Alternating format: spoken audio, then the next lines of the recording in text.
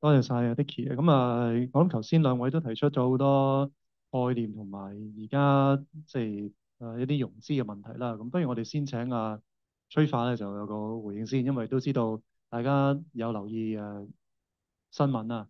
咁就都知道今朝早咧中嘅時間咧就局長出嚟講要加費啦。其中一樣嘢咧就都涉及到藥物嗰個費用。咁你見我咧就頭先都喺度密手咁撳啦，即係我好抱歉啊，我要一心二用，一邊喺度主持，一邊咧就要回應緊啲記者問緊加費嗰啲意見。咁實在我諗喺當然基層市民擔心啦即係嗰個加費因為陣間可能崔化都會講啊，個藥物咧就而家15蚊16個星期咧，就個調整單位啦，就去到20蚊就4個星期。咁其實就加咗好幾倍嘅。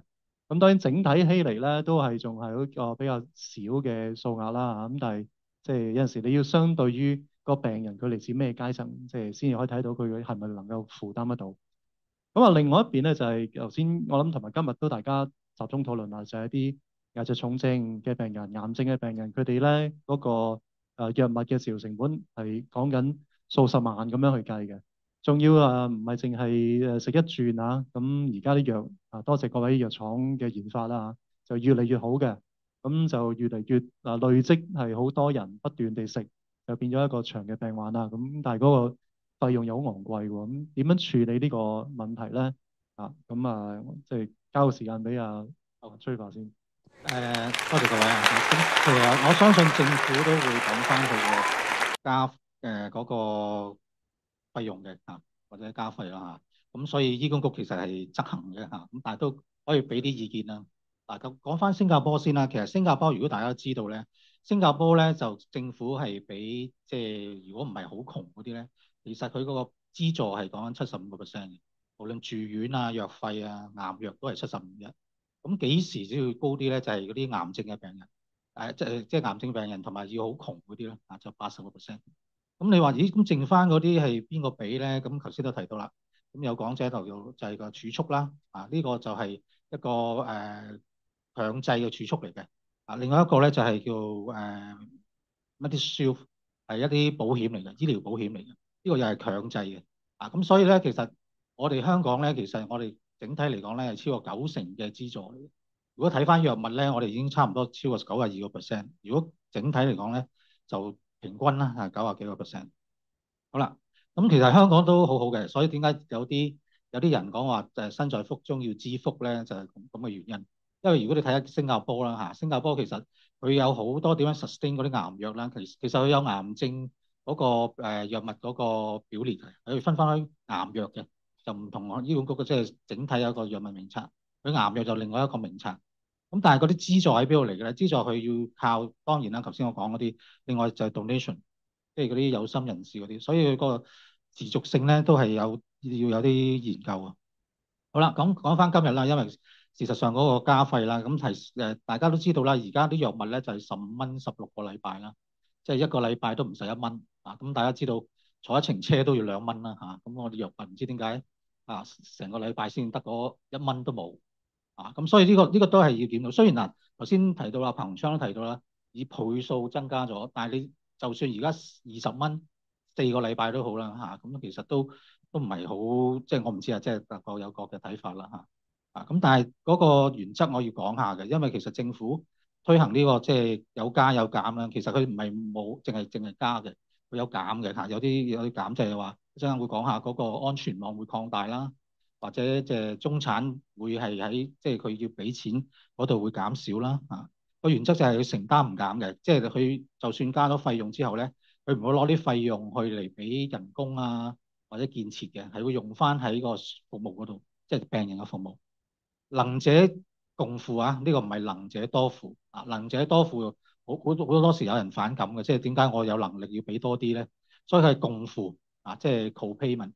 咁佢共付咧就唔係話你俾晒嘅，即係一陣間會講下少少。有加有減，我頭先提過啦即係其實係有加，當然有減啦呢個減就減個負擔啦咁同埋嗰個高度資助嘅，咁其實佢都係維持翻90%嘅資助嘅，即係佢唔會話加咗費用之後去到好似新加坡得80%或者就仲低啲75%嘅資助。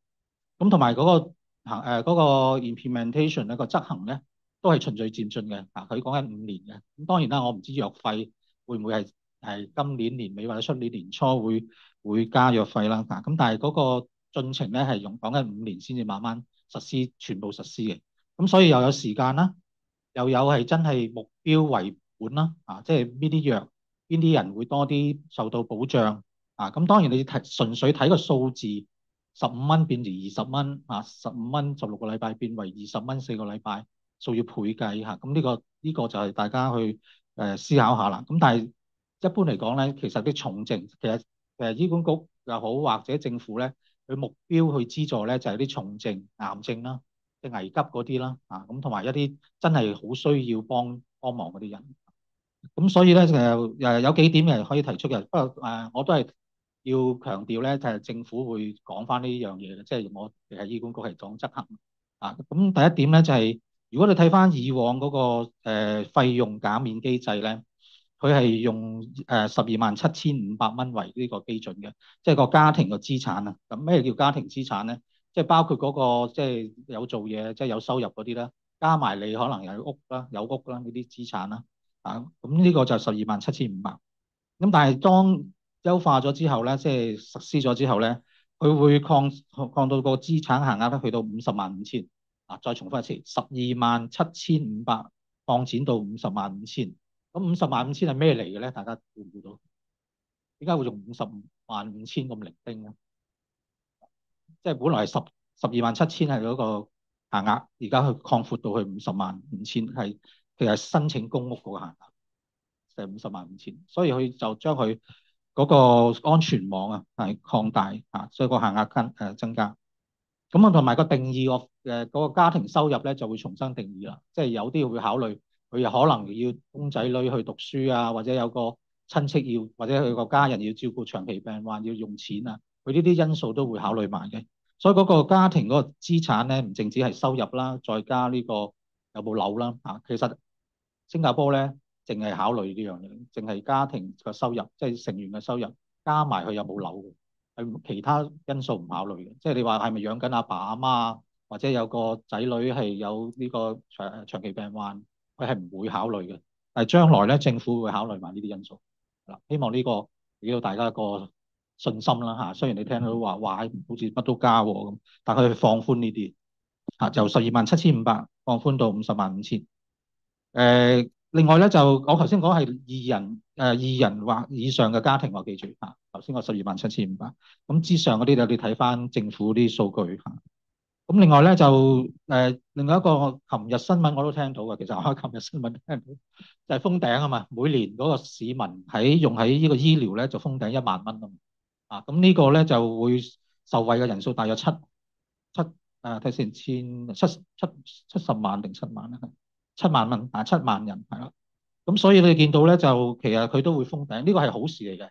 即係你諗下住院啊、手術啦、即係照啊、診斷啊呢啲啊，同埋當然藥啦咁佢就封頂係每年1萬蚊嘅，呢個係好事嚟嘅。咁當然啦，你話呢啲錢喺邊度嚟咧？就係講啦，就係有啲加咗你個費用，就擺喺呢啲有需要，希望大家可以共同可以享受到呢個減免額，即係封頂額啊。咁所以能者共付係其實一個係我覺得係應該係可取嘅，因為佢唔係付好多嘅啫。你諗下即係我淨係講得藥啦其他我都唔記得啦。